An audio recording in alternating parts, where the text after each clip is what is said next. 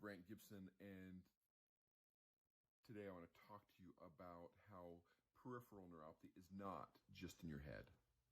Have you ever been to the doctor and you know you have symptoms, you know have something going on, and they can't give you a reason?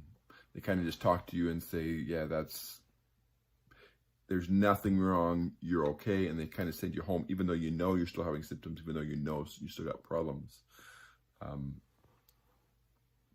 That happens way too often in medicine, especially when it comes to peripheral neuropathy, because some of the symptoms don't make sense. Some of the symptoms are not what people are expecting, and because of that, you don't get a really good diagnosis or a really good answer for what's going on in your life. That's not a good option. So let me kind of give you some direct information about why peripheral neuropathy is not just in your head. Number one, this is kind of a funny one, but peripheral neuropathy is the peripheral nerves. All the nerves that are in the head or brain or in the spinal cord are actually central nervous system, so they can't be peripheral neuropathy. They can't be the peripheral nerves. Number two, some of the symptoms that are difficult to determine can be seen because of an autonomic neuropathy, where the automatic functions of the body, the blood pressure, the heart rate, the movement in the intestine, the stomach emptying, bladder emptying, all of these can be symptoms that can't be explained by normal testing or normal evaluation, because it's the autonomic nerves that are malfunctioning and not working like they're supposed to. The numbness, tingling,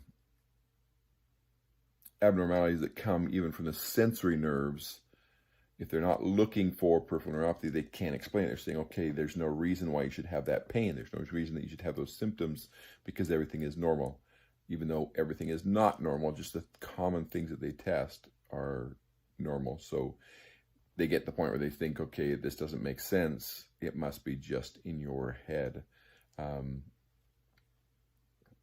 The point is, the nerves that are affected can be a bigger deal. It's just they have a hard time giving you the diagnosis because they can't explain it. And the third way that it's not just in your head is peripheral nerve symptoms are real. There are real symptoms. There are reproducible symptoms, and just because the doctor doesn't know how to explain it or how to treat it does not mean that it's not a real entity. So if you've ever felt like you're a little bit crazy, ever felt like you just don't know what's going on because the doctors can't give you a good diagnosis, oftentimes it's because you have a form of peripheral neuropathy. This is Dr. Brandt Gibson, and this is your Neuropathy Nugget Day 317. Peripheral neuropathy is not just in your head.